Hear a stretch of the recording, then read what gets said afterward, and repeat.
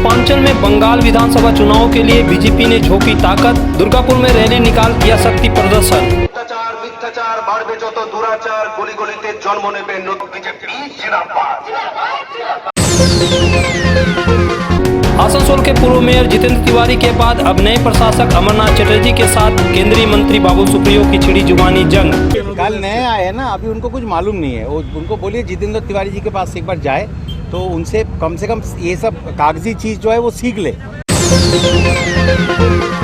पूरे आसनसोल शिल्पांचल में स्वामी विवेकानंद की जयंती धूमधाम और गरिमा से मनाई गई। भारत माता की।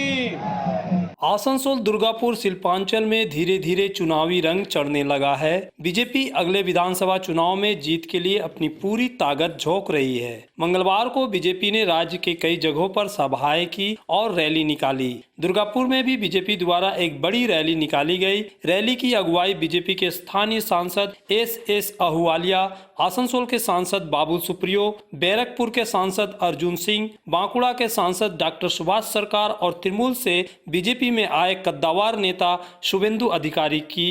ये बड़े नेता एक सजे हुए खुले ट्रक पर सवार थे। यह रैली प्रतीका बस स्टैंड से शुरू हुई और धीरे धीरे बढ़ती हुई भिरंगी मोड़ तक आई। रैली में शामिल बीजेपी समर्थक जोरदार नारेबाजी कर रहे थे। অত্যাচার মিথ্যাচার বাড়বে যত দুরাচার, গলি গলিতে জন্ম নেবে নতুন বিজেপি জিন্দাবাদ। বিজেপি জিন্দাবাদ।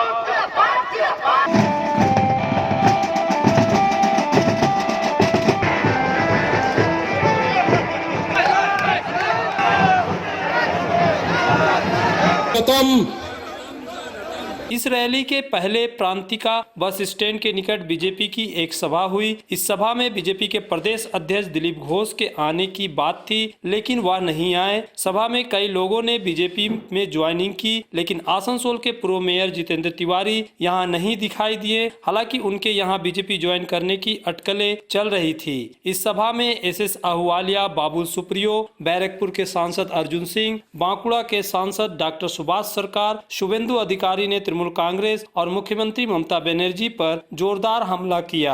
खासकर अर्जुन सिंह ने तीखे तेवर दिखाए। তোমরা চিনতে পেরেছো হাওয়াটা কোন দিকে যাচ্ছে। এবার আমাদের কর্মীদেরকে এই গাঁজা কেস দেওয়াটা বন্ধ করো, মানে কিন্তু তোমাদের পরিবারের লোকেরাও কালকে যদি গাঁজা কেস খাবে আমাদেরকে দোষ দিও না। আমি স্পষ্ট বলছি, যে থানা এখন যে দরোগা বাবু আমাদের কোনো কর্মী গাঁজা কেস দেবেন, ভাই আগামী দিন আপনার পরিবারের লোকেরা গাঁজা কেস খাবে না, এর কোনো গ্যারান্টি আমি দিতে পারবো না। এইটুকু বলে দিলাম। কেন আফগানিস্তানে যত গাঁজা চাষ হয় তার থেকে বেশি পশ্চিমবাংলার থানার মধ্যে চাষ হয়। অত গাঁজা পৃথিবীতে কোথাও পাওয়া যাবে না যত বাংলার থানার মধ্যে গাঁজা চাষ হয়। এরপরেও যদি তোমরা না বুঝতে পারো, তোমাদের দোষ, আমাদের দোষ না। আমরা শুধু অপেক্ষায় আছি। মানুষ তৈরি আছে, একদম রেডি আছে। কবে ভোট হবে? কালকে ভোট হলে কালকে দিদিমণি গুড বাই হয়ে যাবে। কিন্তু একটা কথা বলে শেষ করছি, আমার শরীরটা ভালো নেই, ওষুধ খেয়ে আমাকে আসতে হয়েছিল। একটা কথা বলে দিই, ভোট হবে, ভোট কমপ্লিট হওয়ার পরে গুনতির দুদিন আগে অভিষেক ব্যানার্জি মমতা ব্যানার্জিকে গুড বাই করে চলে যাবে। এটা একদম ফাইনাল আছে।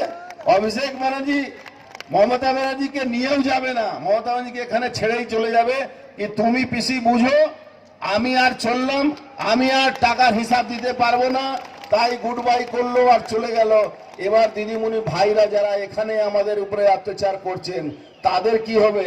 ভাইপো তো মাল নিয়ে চলে গেল, দিদিমণি ঘরে ঢুকে যাবেন, বলবেন আমি এখন উপবাসে আছি, তোমাদের কি হবে? এইটা ভেবে নিয়ে এখন আমাদের কর্মীদের উপরে অত্যাচার করো।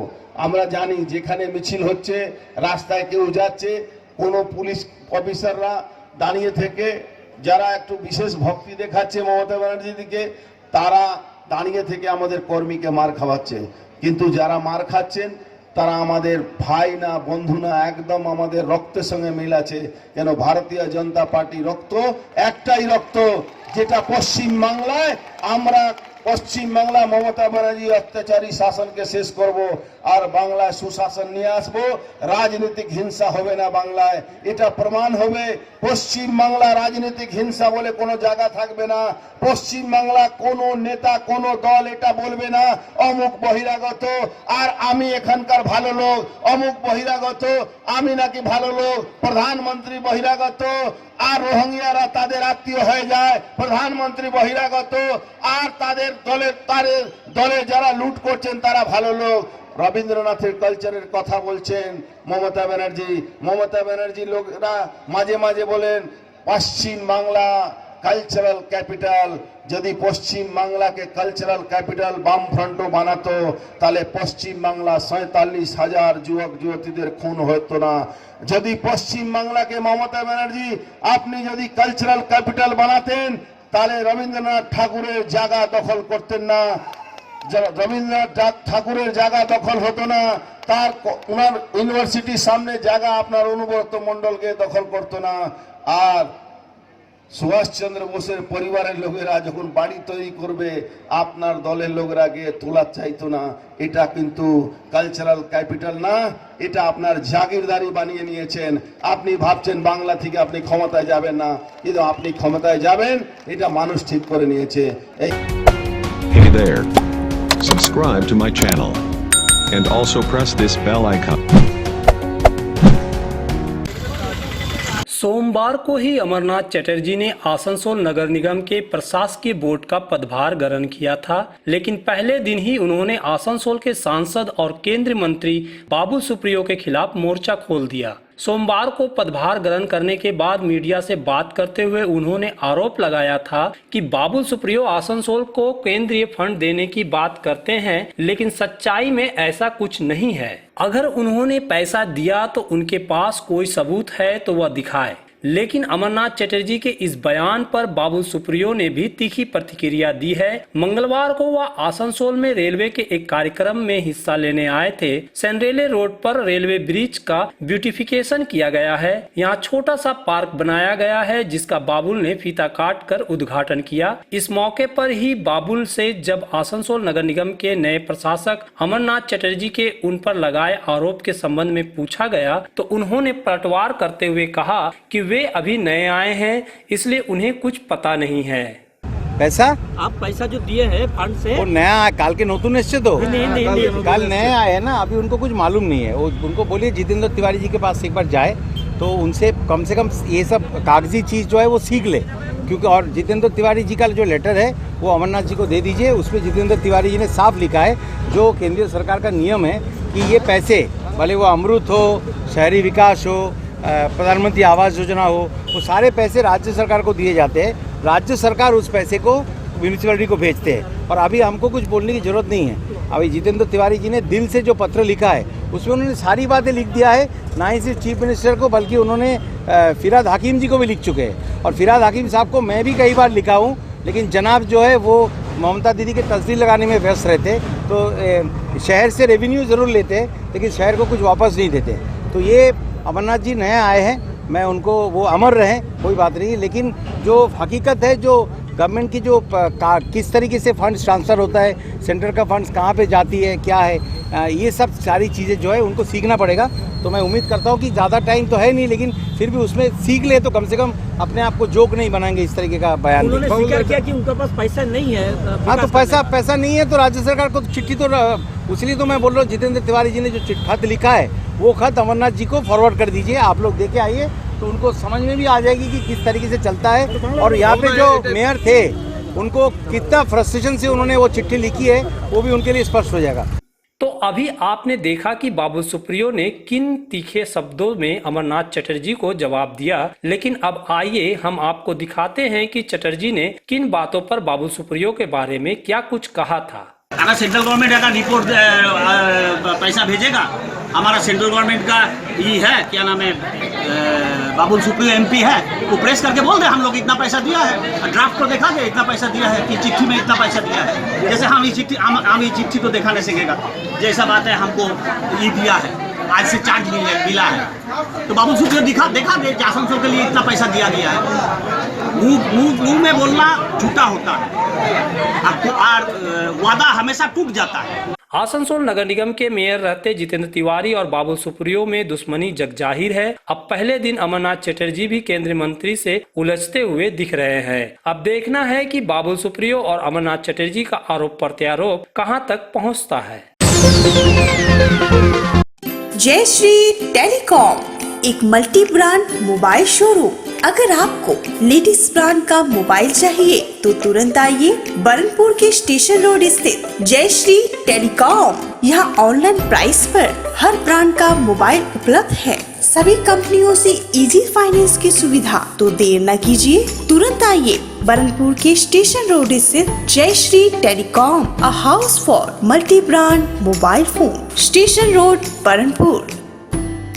বার্নপুর শিল্পাঞ্চলের মানুষের চাহিদা পূরণে স্টেশন রোডের সক্ষম প্লাজা ইলেকট্রনিক বিপণির জগতে এক মহা বিপ্লব ঘটিয়ে ফেলেছে তাদের বিপুল সম্ভারে ও অত্যাশ্চর্য বিশেষ ছাড়ে।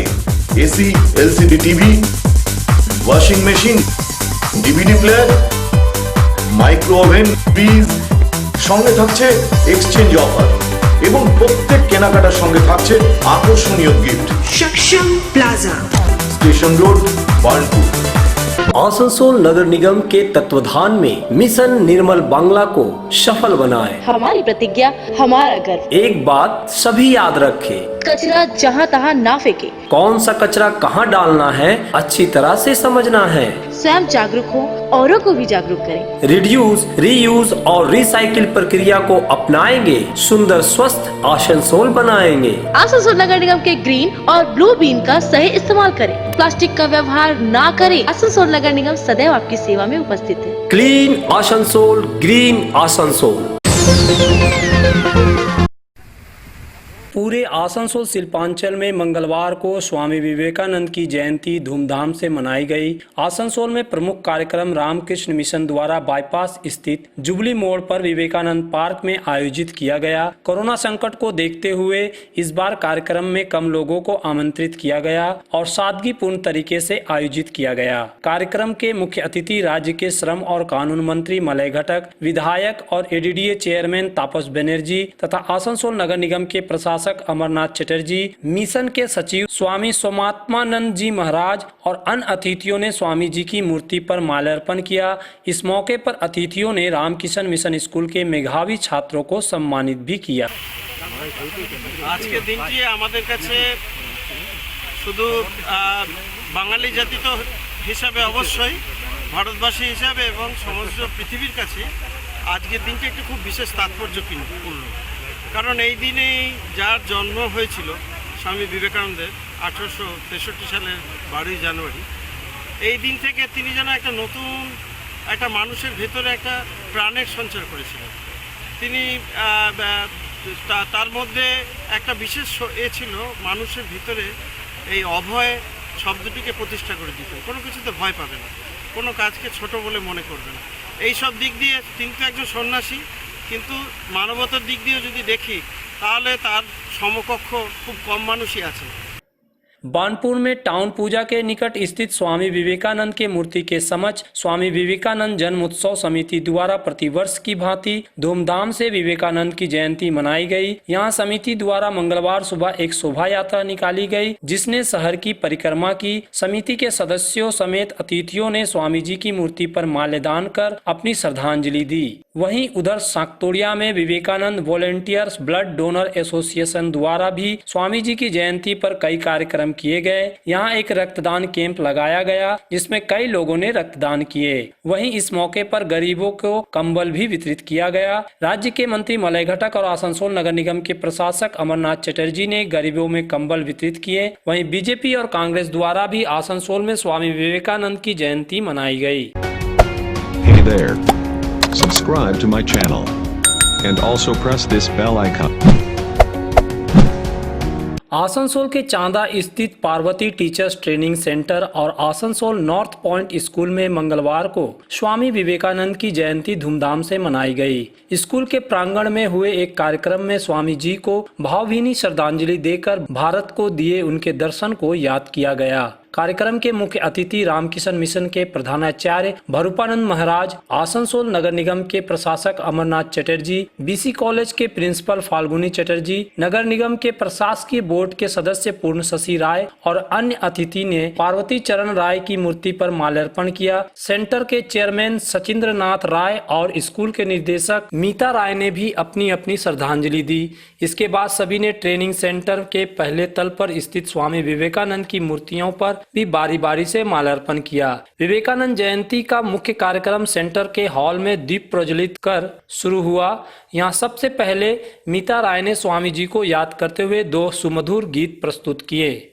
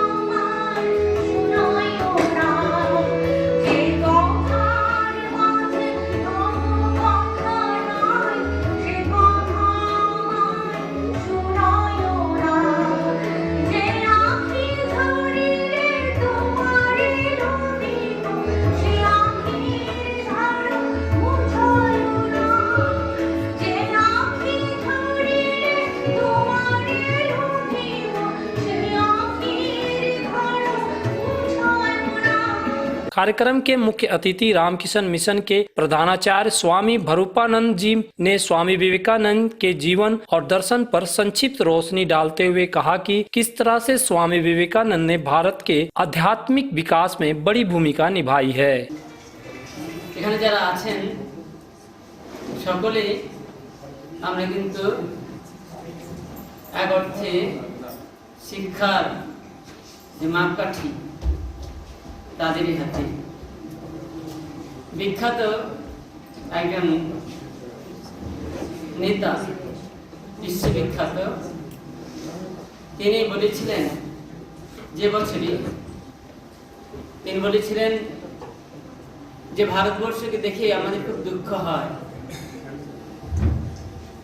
ভারতবর্ষ তার যে অধিবাসী তারা নিজের দেশকে ভালোবাসে না। তাদের যে সংস্কৃতি, তাদের যে অফুরন্ত সম্পত্তির ভান্ডার রয়েছে সেটা তারা বুঝতে শিখে না। ঠিক সেই বছরই কামারপুকুর থেকে গদাধর চট্টোপাধ্যায় তৎকালীন, পরবর্তীকালে শ্রীরামদেব তার দাদার হাত ধরে কলকাতায় আসেন।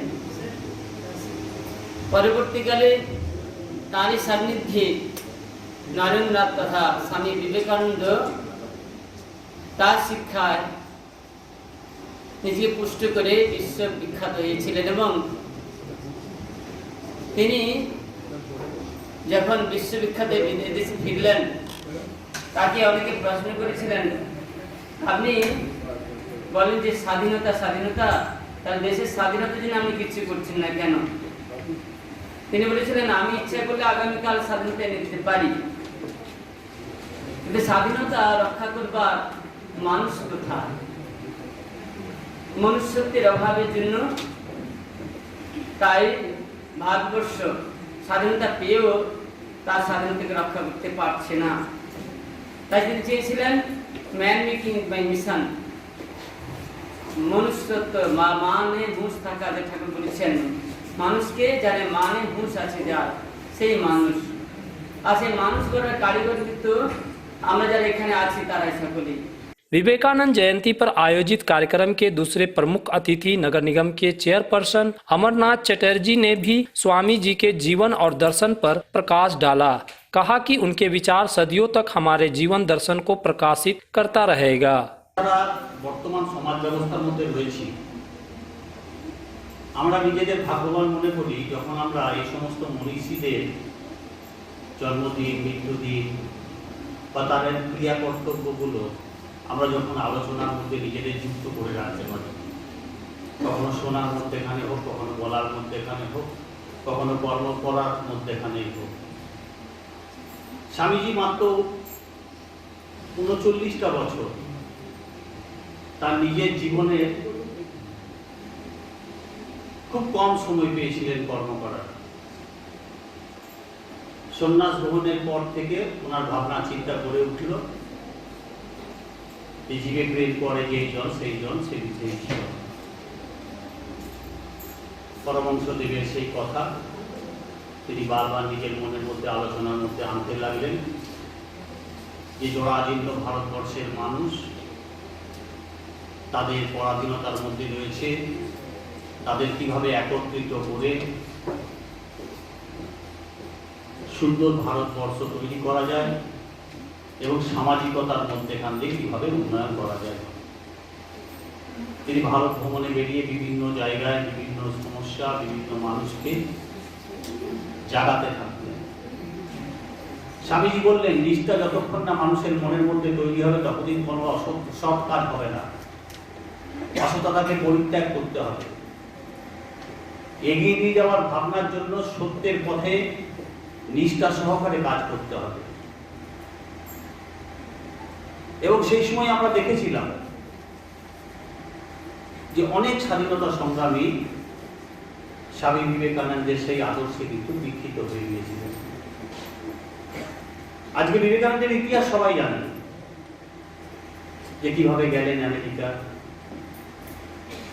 কোথায় সুদূর জাপান, কানাডা, তারপর আমেরিকা, 6 মাস পরে পৌঁছালেন। কি কষ্ট না করেছিলেন সেই সময়, দেশের কথা চিন্তা করে, ভারতের কথা চিন্তা করে, ভারতের মানুষের কথা চিন্তা করে। তো বারবার সেই জায়গায় আমরা যখন নিজেদের চেষ্টা করি যে আমরাও স্বামীজির জীবনের কিছুটা অংশ মানি, তাহলে আমাদের জীবন হয়তো সুন্দর হবে, সমাজ সুন্দর হবে, আমরা সুন্দর একটা পরিবেশ তৈরি করতে পারবো আমাদের পরবর্তী প্রজন্মের জন্য। इस मौके पर सचिंद्र नाथ राय ने कहा कि आसनसोल नॉर्थ पॉइंट स्कूल का और विकास किया जाएगा ताकि हमारे अंचल के बच्चों को यहीं बेहतर शिक्षा मिल पाए। এখানে কোনো স্টুডেন্ট নেই, খুবই কম আছে এবং আমাদের শিক্ষক শিক্ষিকা মহাশয়রা রয়েছেন। I feel proud for you. তারা যেভাবে সিনসিয়ারলি, অনেস্টলি যেভাবে এফোর্ট দেন এই স্কুলের সুনামকে এগিয়ে নিয়ে যাওয়ার জন্য, আমি তাদের জন্য গর্বিত। আই ফিল প্রাউড এবং কথা দিচ্ছি এবং আমার ইচ্ছা, আমার ড্রিম, যাই বলুন, এই স্কুলকে বিশ্বের দরবারে নয়, আমার ভারতবর্ষের দরবারে যাতে সর্বশ্রেষ্ঠ স্কুল করতে পারি সেটা আমার প্রচেষ্টা থাকবে। এবং এটা সম্ভব এখানে যারা উপস্থিত আমাদের শিক্ষক শিক্ষিকা রয়েছেন তাদের উপরে, এবং তারা সিনসিয়ারলি সেটা চেষ্টা করে আগামী দিনে স্কুলকে আরো এগিয়ে নিয়ে যাওয়ার জন্য, আরো নতুন নতুন কোর্স করার জন্য আমার চেষ্টা থাকবে যাতে আসানসোলের যারা ছাত্রছাত্রী বাইরে যেতে না হয়, তাদের শিক্ষা যেমন এই নর্থ পয়েন্ট স্কুল থেকে বা আমাদের সোসাইটির আন্ডারে আরো যে সমস্ত ব্রাঞ্চ হবে আগামী দিনে সেগুলো যাতে নিয়ে যেতে পারি, তার জন্য আপনাদের আশীর্বাদ দরকার, সহযোগিতা दरकार। कार्यक्रम के अंत में गौरव राय ने धन्यवाद ज्ञापित किया। विवेकानंद की जयंती के मौके पर ट्रेनिंग सेंटर के पीछे के हिस्से पर दीवार पर उकेरी गई प्रतिमाओं का नगर निगम प्रशासक अमरनाथ चटर्जी ने फीता काटकर उद्घाटन किया।